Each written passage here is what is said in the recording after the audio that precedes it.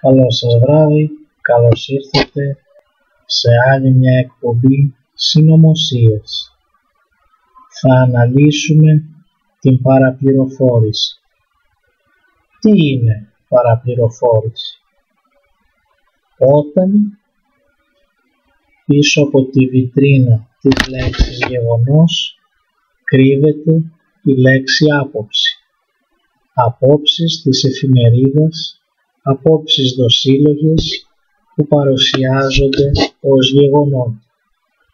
Κριτικός νους, κριτικό μυαλό, αυτός που μπορεί να διακρίνει πού σταματά το γεγονός και πού αρχίζει η άποψη. Δοσύλλογες εφημερίδες.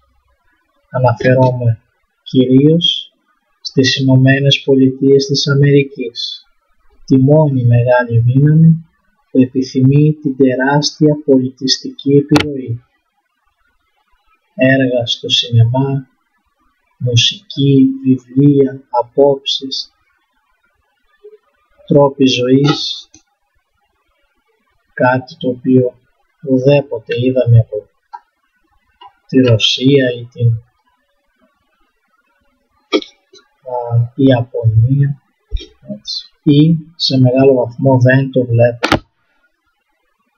και θα αναλύσω ενδεικτικά. Αυτή η ανάλυση θα συνεχιστεί.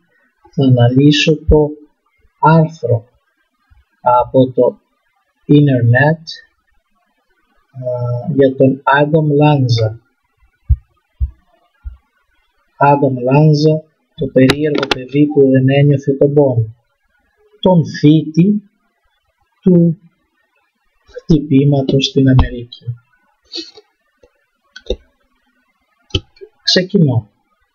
Ήταν μοναχικός, ιδιαίτερα ντροπαλός, εξαιρετικά ευφυής. Άποψη. Ποινικοποίηση εντός εισαγωγικών της ευφυΐας. Ζούσε σε ένα σπίτι γεμάτο όπλα, με μεγάλο οικόπεδο, γεμάτο δέντρα, πισίνα στην πίσω αυλή, το όνειρο κάθε αμερικανικής οικογένειας. Πισίνα, δέντρα, μεγάλη βεράντα, το όνειρο κάθε αμερικανικής οικογένειας. Άποψη, τρόπος ζωής.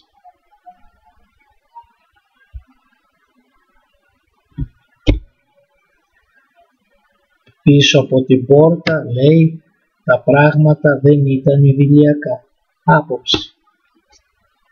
Και για ποιον άλλωστε είναι? Το διαζύγιο ήταν τραυματικό για τους γιους του ζευγαριού. Άποψη.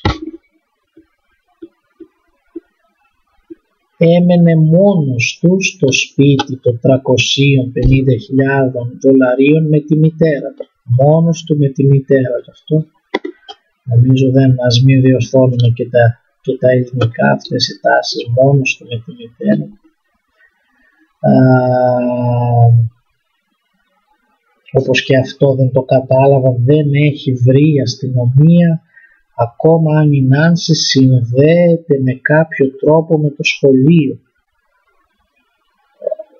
Όχι, δεν το κατάλαβα, δεν συνδέεται, νομίζω ότι κάτι άλλο.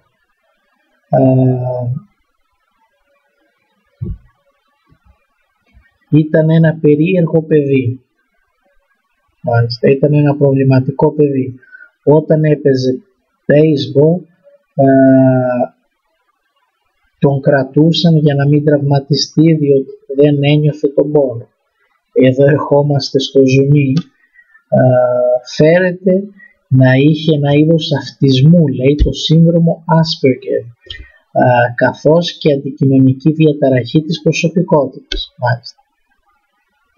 Καταρχήν, είναι, λέει, ένα σύνδρομο που διαγιγνώσκεται, δεν καταλαβαίνω, εδώ έχω λίγο πρόβλημα μετά, σε όσους έχουν υψηλή ευφυΐα.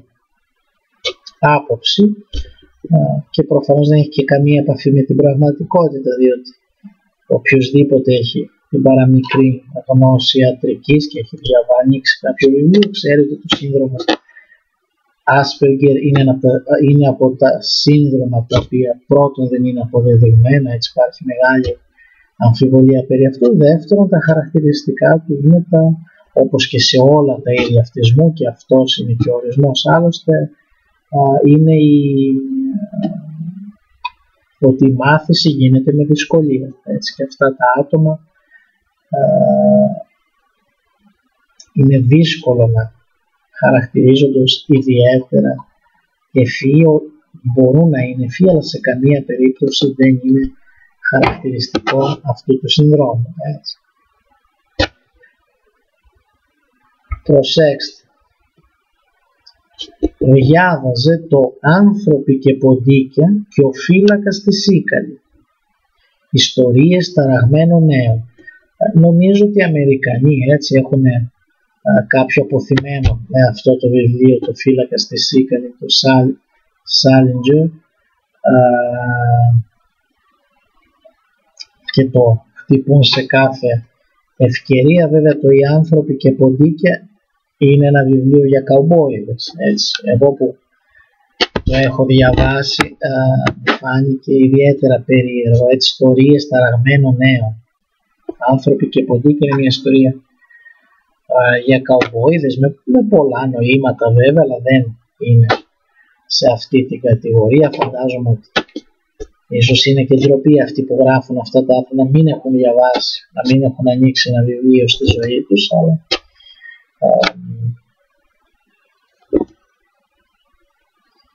ήταν πολύ οδυνηρό να συζητάς μαζί του επειδή αισθανόταν τόσο άβολο άποψη. Περνούσα πολύ χρόνο να αναρωτιέμαι τι σκεφτόταν. Μάλιστα, δεν θα σχολιάσω. Δεν είχε φίλους, αλλά ήταν συμπαθητικός αν κατόρθωνες να τον γνωρίσεις. Άποψη. Ήταν πολύ ντροπαλός, μάλιστα, είδαμε και πριν αυτά, έτσι. Ήταν ικανός στα computer, δεν ξέρω βέβαια, εντάξει. Αυτό είναι και λίγο σχετικό.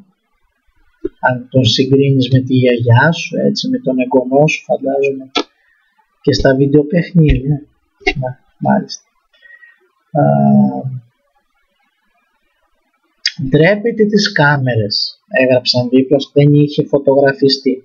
Ντρέπεται τις κάμερες, εγώ βλέπω βέβαια κάτι ωραιότητες φωτογραφίες που ποζάρει, ντρέπεται. Λοιπόν, γιατί ας μπούμε στο zoom. Τι βλέπετε τόσο ξεκάθαρα? Ποιο είναι το προφίλ του εγκληματία? Αυτός που αρνείται τις κάμερες. Ονοεί του. Αυτός που δεν θέλει να το καταγράφουν οι κάμερες του κράτους.